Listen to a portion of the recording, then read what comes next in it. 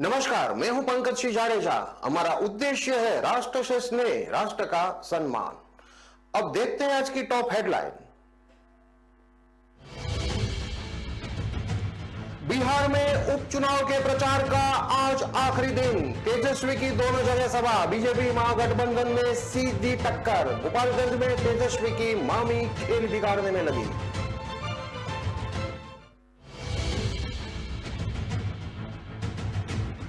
पटना से भी ज्यादा जहरीली बेगूसराय की हवा। एक भी जिला AQI के ग्रीन जोन में नहीं, 8 डिस्ट्रिक्ट ऑरेंज जोन में।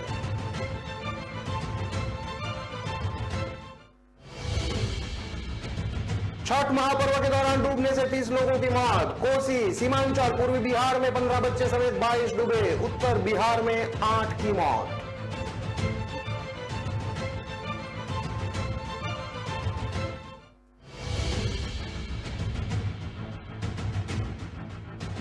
छठ के बाद बिहार में बदलने लगा मौसम। सुबह शाम ठंड ने दी दस्तक। कई जिलों में 200 से नीचे पहुंचा एयर क्वालिटी इंडेक्स।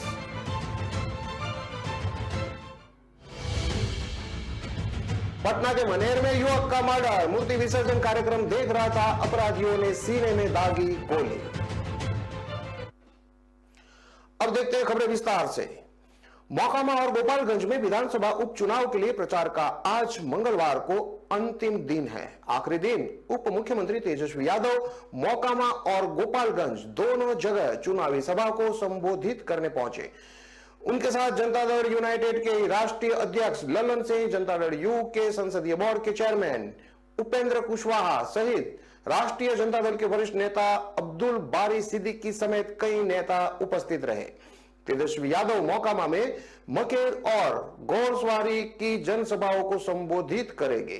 मोकामा में जनसभाओं को संबोधित करने के बाद तेजस्वी गोपालगंज के लिए रवाना हो गए। गोपालगंज के उचका गांव में मेला मैदान में उनकी जनसभा होगी। आपको बता दें कि मोकामा से बाहुबली अनंत सिंह की पत्नी नीलम देवी चुनाव मैदान में है और गोपालगंज से महागठबंधन के उम्मीदवार मोहन प्रसाद गुप्ता है। नीतीश कुमार दोनों में से किसी जगह पर चुनाव प्रचार के लिए नहीं गए हैं और उन्होंने पटना से ही संदेश जारी कर दोनों जगह के महागठबंधन के उम्मीदवार को जिताने की अपील जरूर की है। इसलिए इस उपचुनाव में महागठबंधन की ओर से स्टार प्रचारक तेजस्वी यादव ही है। महागठबंधन के उम्मीदवार जीतते हैं तो उसका चेहरा तेजस्वी के सिर सजेगा और हार होती है तो उसका ठिकरा भी उन्हीं पर फूटेगा। नीतीश कुमार ने पेट में दर्द का कारण बताया और चुनाव प्रचार में नहीं गए, लेकिन उनके चुनाव प्रचार में नहीं जाने के अलग अलग राजनीतिक मायने निकाले जा रहे हैं। मोकामा के बाहुबली अनंत सिंह जेल में रहकर ही अपनी पत्नी नीलम देवी के लिए रणनीति बना रहे हैं। वहीं गोपालगंज की लड़ाई इसलिए दिलचस्प हो गई है कि वहां तेजस्वी यादव की सगी मामा यानी साधु यादव की पत्नी इंदिरा यादव मैदान में है। यहां की लड़ाई इसलिए भी ज्यादा कठिन है कि यहां से पूर्व मंत्री दिवंगत सुभाष सिंह की पत्नी कुसुम देवी NDA की प्रत्याशी है। उन्हें सहानुभूति वोट मिल सकता है। महागठबंधन के कई नेता मोकामा और गोपालगंज में कैंप किए हुए हैं, लेकिन तेजस्वी के चुनाव प्रचार का अलग वजन है। प्रतिपक्ष के नेता विजय कुमार सिन्हा ने नीतीश कुमार के चुनाव प्रचार में नहीं जाने पर कटाक्ष किया है। कहा है कि दोनों जगह से महागठबंधन के उम्मीदवार हार रहे हैं, इसलिए मुख्यमंत्री नीतीश कुमार चुनाव प्रचार करने नहीं जा रहे हैं।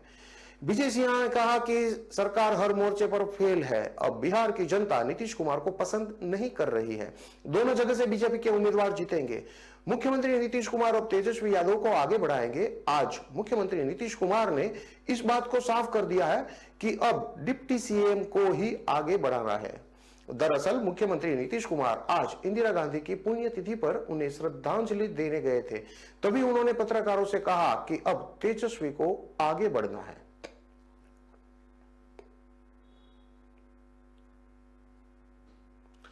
राजधानी दिल्ली के बाद अब बिहार की हवा भी जहरीली हो रही है। दो बड़े त्योहारों में आतिशबाजी और डेंगू के खिलाफ चल रही लड़ाई का असर भी अब दिख रहा है। राज्य के 9 जिलों में ऑक्सीजन में जहर घुल रहा है। पटना से भी ज्यादा खराब बेगूसराय की हवा हो गई है। बेगूसराय को रेड जोन में रखा गया है, जबकि पटना सहित राज्य के 8 जिलों को ऑरेंज जोन में शामिल किया गया है।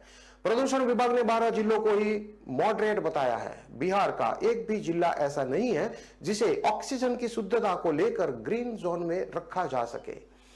एक्सपर्ट की माने तो यह खतरे की घंटी है। मौसम में थोड़ी नमी बढ़ी तो इसका प्रभाव सेहत पर काफी तेजी से दिखाई देगा।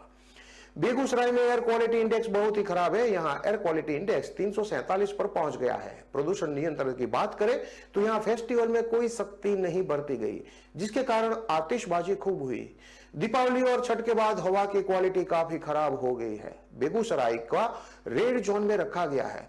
रेड जोन को एयर क्वालिटी का लेकर काफी खराब माना जाता है। इस तरह की हवा में ऑक्सीजन के साथ फेफड़े में जहर पहुंचता है, जिससे गंभीर इंफेक्शन का खतरा होता है। वहीं पटना को ऑरेंज जोन में रखा गया है। यहां पर एयर क्वालिटी इंडेक्स 269 है। पटना में हवा जहरीली हो गई है। बिहार में डेंगू को लेकर भी अलर्ट है। पटना से लेकर राज्य के डेंगू प्रभावित जिलों में फॉगिंग कराई जा रही है। पटना में सुबह शाम और जहां डेंगू का प्रकोप अधिक है वहां दिन में 3 बार फॉगिंग हो रही है। ऐसे में धुआं का असर हवा की शुद्धता पर जरूर पड़ता है। इसके साथ ही आतिशबाजी भी जमकर हुई है। पटाखे की बिक्री पर प्रतिबंध के बाद भी जमकर कारोबार हुआ। पटना में प्रशासनिक आदेश हवा हवाई रहा। कागजों में प्रतिबंध का आदेश जारी किया गया, लेकिन बोरिंग रोड से लेकर राजधानी के सभी पोश इलाकों में पटाखों की बिक्री के साथ जमकर आतिशबाजी हुई। इसका खामियाजा अब आम से लेकर खास को भी भुगतना पड़ रहा है। पटना में डेंगू के कारण भी काफी फॉगिंग हुई है। इस कारण से पटना में धुआं का काफी प्रभाव दिख रहा है। एक्सपर्ट का कहना है कि आतिशबाजी के साथ डेंगू के लिए होने वाली फॉगिंग से भी हवा में प्रभाव पड़ा है। हालांकि इसमें पटाखा से बड़ा नुकसान हुआ है। प्रदूषण विभाग ने हवा की क्वालिटी को 4 जोन में बांटा है। इनमें सबसे उत्तम एयर क्वालिटी वाले जिलों या शहर को ग्रीन जोन में रखा जाता है। इसके बाद येलो जोन होता है, इसे मॉडरेट कहा जाता है। इसके बाद ऑरेंज आता है और ऑरेंज को खराब माना जाता है। इस श्रेणी में आने वाले जिलों की हवा को सेहत के हिसाब से खराब बताया जाता है। इस हवा वाली जगह पर अधिक समय तक रहने से फेफड़े में बड़े संक्रमण का खतरा हो सकता है। इसके बाद नंबर आता है सबसे खराब एयर क्वालिटी इंडेक्स का, जिसे रेड जोन में रखा जाता है। रेड जोन में आने वाले शहर की हवा काफी खराब होती है। इस हवा में सांस लेने वाले को तेजी से चेस्ट इंफेक्शन का खतरा होता है। एक्सपर्ट का कहना है कि ऐसे रेड जोन वाले शहरों में लंग संक्रमण के मामले अधिक आते हैं। बेगूसराय इस श्रेणी में है। अगर वहां के लोग इसे लेकर गंभीर नहीं हुए तो संक्रमण की रफ्तार तेज हो जाएगी। बिहार में लंग इन्फेक्शन का ट्रिपल कनेक्शन चल रहा है। इसमें एक तो प्रदूषित हवा है और साथ में डेंगू के फेफड़ों को इंफेक्ट करने वाली क्षमता भी। इसके साथ साथ कोरोना का संक्रमण मिलकर ट्रिपल कनेक्शन बना रहा है। इंदिरा गांधी आयुर्विज्ञान संस्थान के चेस्ट रोग विभाग के विभागाध्यक्ष डॉक्टर मनीष शंकर का कहना है कि मौजूदा समय में जो स्थिति है, इसमें लोगों को मास्क का इस्तेमाल करना चाहिए। बिना मास्क के बाहर निकलना खतरनाक हो सकता है। एयर क्वालिटी इंडेक्स के साथ ही PM 2.5 भी बढ़ा हुआ है। इनका इफेक्ट सीधा लंग्स पर होता है। यह लंग्स को संक्रमित करता है। इसके बाद में सांस की गंभीर बीमारी जैसे दमा भी हो सकती है। डॉक्टर विकास शंकर बताते हैं कि ऐसे मामले में एलर्जी के भी मामले बढ़ जाते हैं। इस कारण से लोगों को सावधान रहना चाहिए। खान पान के साथ हवा भी शुद्ध मिले, इसके लिए पूरा ध्यान देना चाहिए। मास्क लगाए, साफ सफाई रखे तो कुछ हद तक बचा जा सकता है।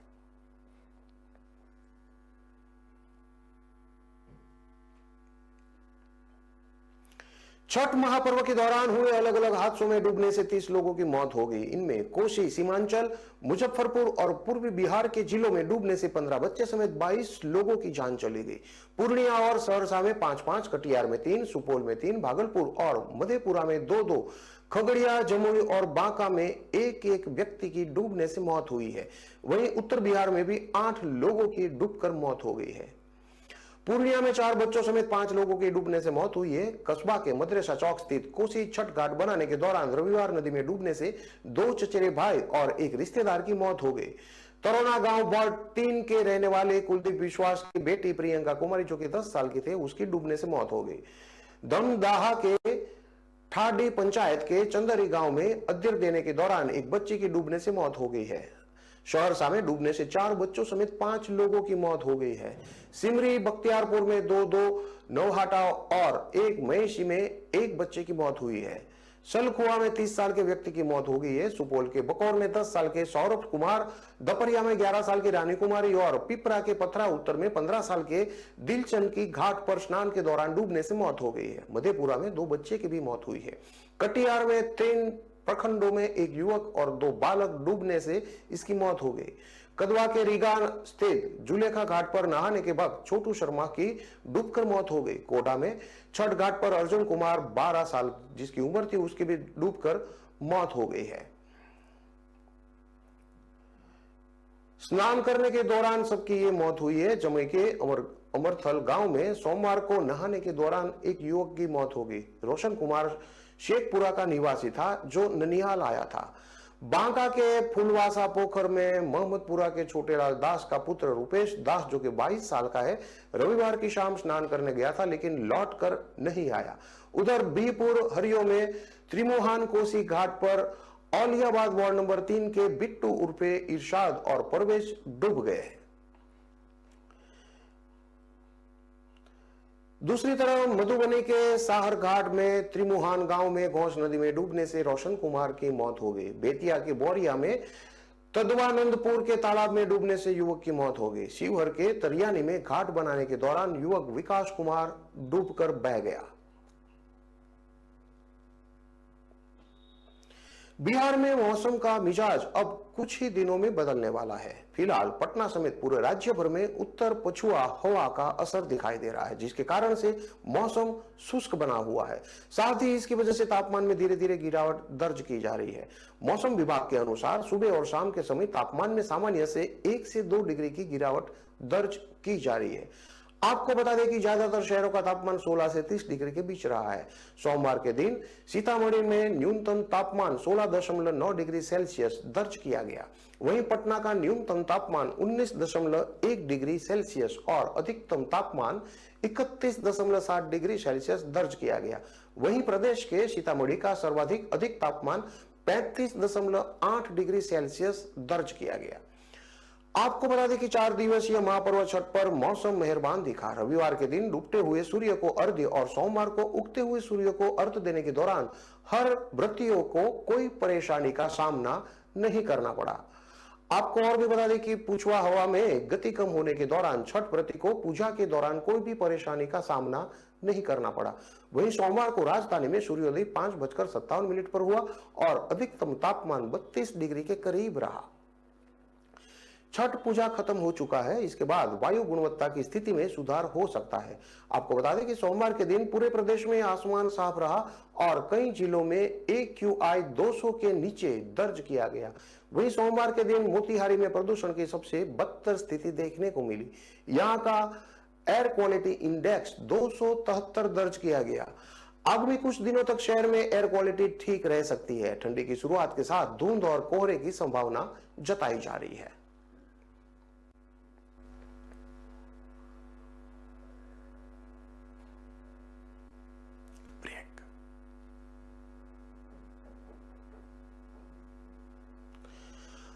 खबरों में लेते हैं अब एक छोटा सा विराम।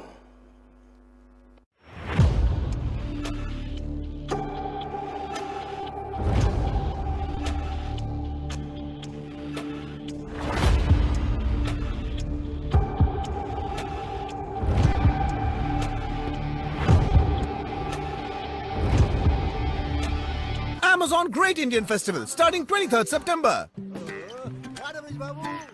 रमेश के घर बड़ा वाला टीवी आया। पम्मी जी ने लेटेस्ट फैशन सबको दिलाया। चंचल ने भी नया फोन बढ़िया डील में पाया। अरे बोलो बोलो पूरे मोहल्ले को जानना है।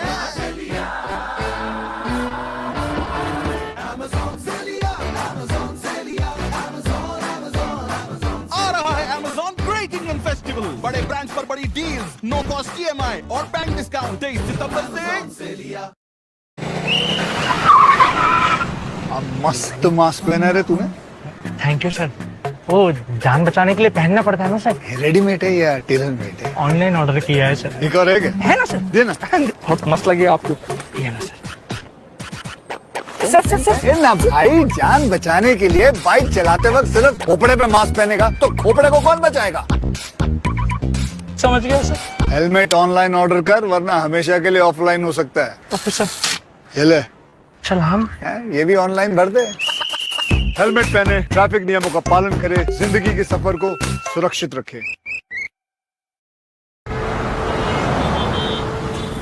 कहाँ जा रहे हो? दुकान पर बैठो और इसे आगे बढ़ाओ। पापा, दुकान आगे बढ़ाने के लिए मुझे दुकान पे बैठने की जरूरत नहीं है। बस बातें करवा लो इनसे।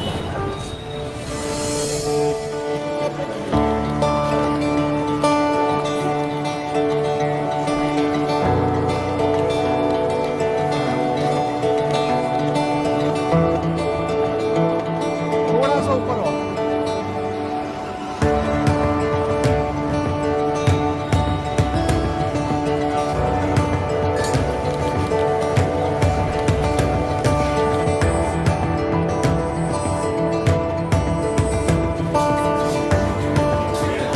लो जी मैडम, आपके 4 किलो लड्डू। बेटा इनके लड्डू पैक कराओ। क्यों पापा, बढ़ गई ना दुकान आगे? हाँ बेटा, अब तक सबकी खुशी के लिए मिठाई खिलाई है, मगर आज अपने बेटे के हुनर के लिए खुद खाऊंगा। जब खिलकर निकलता है स्किल तो सलाम करता है हर दिल। DSEU, इंडिया की पहली स्किल एंड एंटरप्रेन्योरशिप यूनिवर्सिटी, जहां ऐसे कोर्सेज में हैं डिग्रीज और डिप्लोमास जो बेटर फ्यूचर की ओर ले जाएंगे आपको।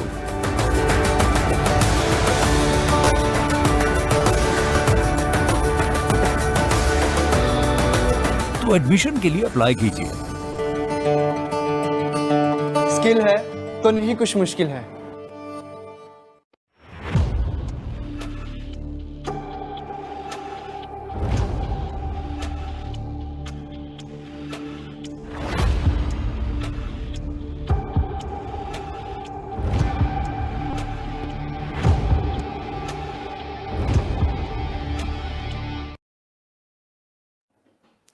विराम के बाद एक बार फिर से आपका स्वागत है। अब देखते हैं आगे की और खबरें। पटना के मनेर में सोमवार की देर रात अपराधियों ने मूर्ति विसर्जन के दौरान एक युवक को गोलियों से भून डाला। इस हादसे में युवक की मौत घटनास्थल पर ही हो गई।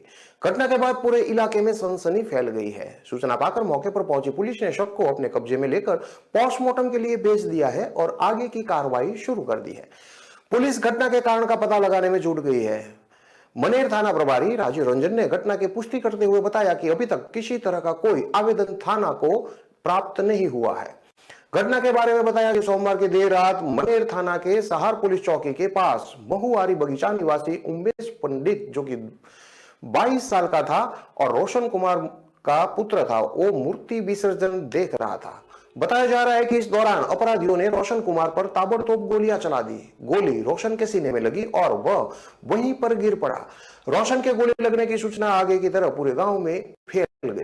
इस बीच मूर्ति विसर्जन कर रहे लोगों के बीच अफरा तफरी का माहौल बन गया। बताया जा रहा है कि इस दौरान वहां भगदड़ मच गई। आसपास के लोगों ने इसकी सूचना मनेर थाना प्रभारी को दी। सूचना पाकर मौके पर पहुंची मनेर थाने की पुलिस ने मृतक रोशन कुमार के शव को पोस्टमार्टम के लिए पटना PMCH भेज दिया है। थाना प्रभारी ने बताया कि आसपास के CCTV कैमरे को भी देखा जा रहा है, लेकिन अभी तक कुछ भी सुराग नहीं मिला है। उन्होंने बताया कि मृतक के परिजनों की तरफ से फिलहाल कोई आवेदन प्राप्त थाना को नहीं हुआ है। आवेदन प्राप्त होने के बाद पुलिस आवेदन के अनुसार कार्रवाई करेगी। जेपी वाहनों से वाले लोगों को अप्रैल महीने से टोल टैक्स देना होगा। इसके लिए राजापुर पुल के पास टोल बूथ बनाने का काम चल रहा है। अगले महीने से प्रशासनिक बिल्डिंग का निर्माण कार्य शुरू होगा। इसके साथ ही ओवरलोड चल रही गाड़ियों से जुर्माना वसूलने के लिए बैट मशीन भी लगाई जाएगी। इसके लिए पॉलिसी बनाने पर मंथन शुरू हो गया है। Bihar state road development corporation limited के अधिकारियों की एक टीम अन्य राज्यों में लगने वाले टोल का अध्ययन करने में जुटी है। देश के कई राज्यों सरकारों के द्वारा शहर को जाम से निजात दिलाने के लिए अपने खर्च के साथ लोन लेकर एक्सप्रेस वे बनाया गया है। इस लोन की भरपाई के लिए टोल टैक्स वसूला जा रहा है। इसके तरीके का अध्ययन करने के बाद BSRDCL के द्वारा सरकार को प्रस्ताव भेजा जाएगा। इस पर सरकार की मंजूरी मिलने के बाद जेपी गंगा पथ पर सफर करने वाले लोगों से टोल टैक्स वसूलने की पॉलिसी लागू होगी। जेपी गंगा पथ पर राजापुर पुल के पास टोल बूथ और गाय घाट कनेक्टिविटी एक ही समय अप्रैल 2023 में चालू होने की संभावना है। बीएसआरडीसी के इंजीनियरों के मुताबिक गायघाट कनेक्टिविटी को चालू करने के लिए जुडिशियल एकेडमी से जमीन की मांग की गई है। एनओसी के बाद निर्माण कार्य तेजी से पूरा होगा।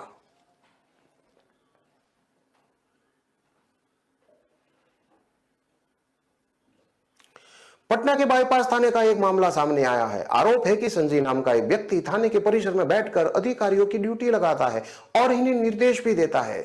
थाने के किसी भी महत्वपूर्ण गुप्त बैठक में शामिल भी होता है। साथ ही अधिकारियों के लिए वह सब कुछ व्यवस्था करता है जो गैर कानूनी है। उसकी पुलिस अधिकारियों के साथ कुछ तस्वीरें भी सामने आई है। मामले में सवाल किए जाने पर पटना के एसएसपी मानवजीत सिंह ढिल्लो और सिटी एसपी पूर्वी प्रमोद कुमार ने अनभिज्ञता जाहिर की। फिर कहा कि जांच कराई जाएगी। संजय गैर सरकारी आदमी हुआ या सरकारी कर्मी हुआ जो गैर कानूनी कामों में लिप्त है तो उस पर कार्रवाई करेंगे।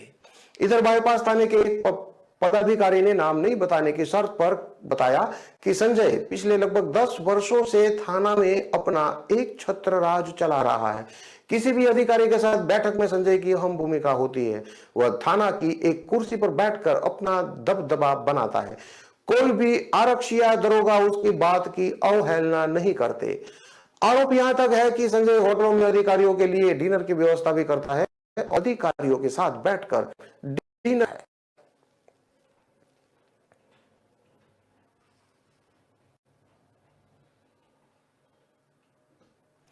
बिहार की राजधानी पटना में इस दिनों 2 घटनाओं को एक साथ जोड़कर देखा जा। पटना में इन दिनों डेंगू अपने चरम पर है। आए दिन डेंगू के मरीजों का मिलना जारी है। इसका जीता उदाहरण आप पटना के किसी भी हॉस्पिटल में देख सकते हैं, खासकर सरकारी हॉस्पिटल में। पटना का सबसे बड़ा कारण है जगह जगह गंदगी लगाना और पानी का लगना। इन दिनों बारिश के कारण भी जगह जगह पानी लग रहा है, जो कि कुछ दिन तक लगा रह जाता है। पूरे बिहार में कोर्ट के दखल के बाद तय तारीखों को टाल दिया गया था। अब इसका सबसे ज्यादा असर पटना में देखने को मिल रहा है। पिछले 4 महीने में पहले ही बोर्ड पार्षदों का कार्यकाल समाप्त होने की वजह से उनका पावर खत्म कर दिया गया है। पिछले 4 महीनों से शहर की साफ सफाई और अब एंटी लार्वा के छिड़काव नगर निगम के अधिकारियों और कर्मियों के जिम्मे आ गया है। इसके बावजूद पटना में जगह जगह गंदगी और जल जमाव देखने को मिल रहा है। इस बारे में मीडिया ने पटना के आम लोगों से बातचीत की। 10 लोगों में से 8 लोगों ने एक सुर में बताया कि नगर निगम का सब सफाई कर्मचारी अपने मन का है, जो उसी तरह काम कर रहा है। कहीं से कचरा उठाता है, कहीं से नहीं उठाता है। एंटी लार्वा का छिड़काव तो होता है, लेकिन कहीं करते हैं सब, कहीं नहीं करते हैं। जब कभी निगम के अधिकारी आते हैं तो काम अच्छे से होता है और जैसे ही वह चले जाते हैं फिर निगम के कर्मचारी और सफाई कर्मी अपने हिसाब से काम करते हैं, शिकायत भी नहीं सुनते।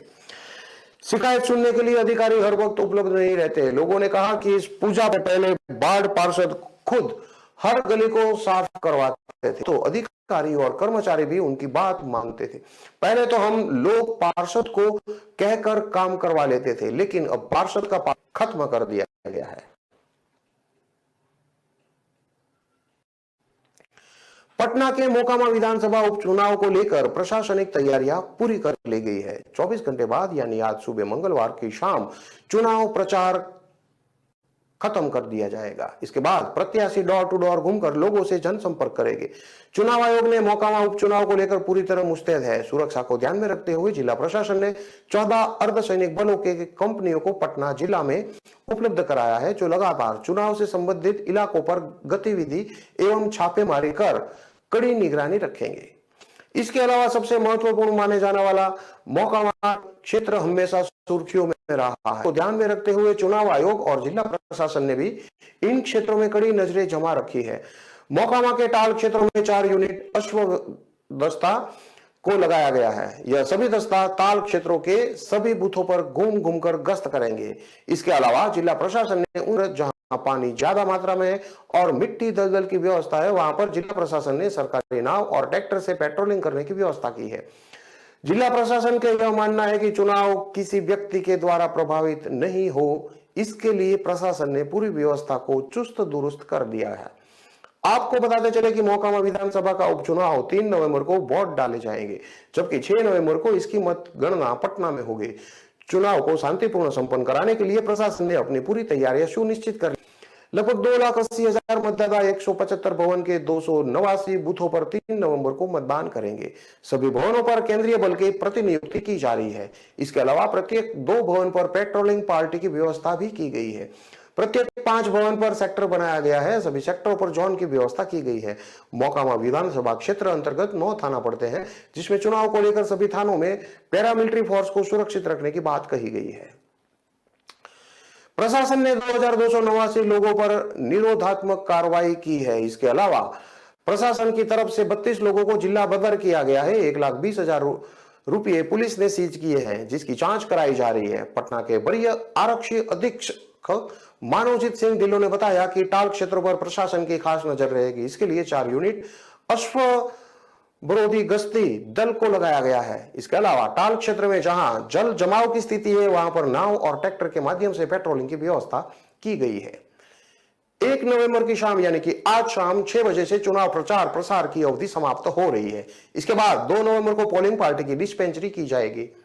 जिला अधिकारी का मानना है कि शांतिपूर्ण मतदान कराना की पहली प्राथमिकता होगी। उन्होंने बताया कि सभी मतदान केंद्रों पर अर्धसैनिक बलों प्रतिनियुक्ति होगी।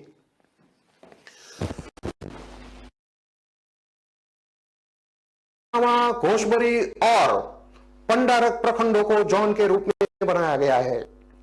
289 बूथों में से 32 बूथों को छोड़कर सभी बूथों को क्रिटिकल श्रेणी में रखा गया है।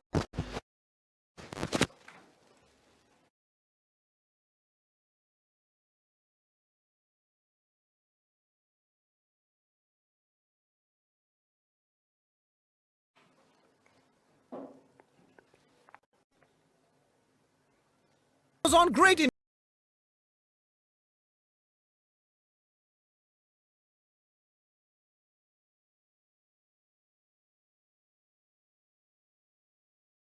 Amazon Great Indian Festival starting 23rd September.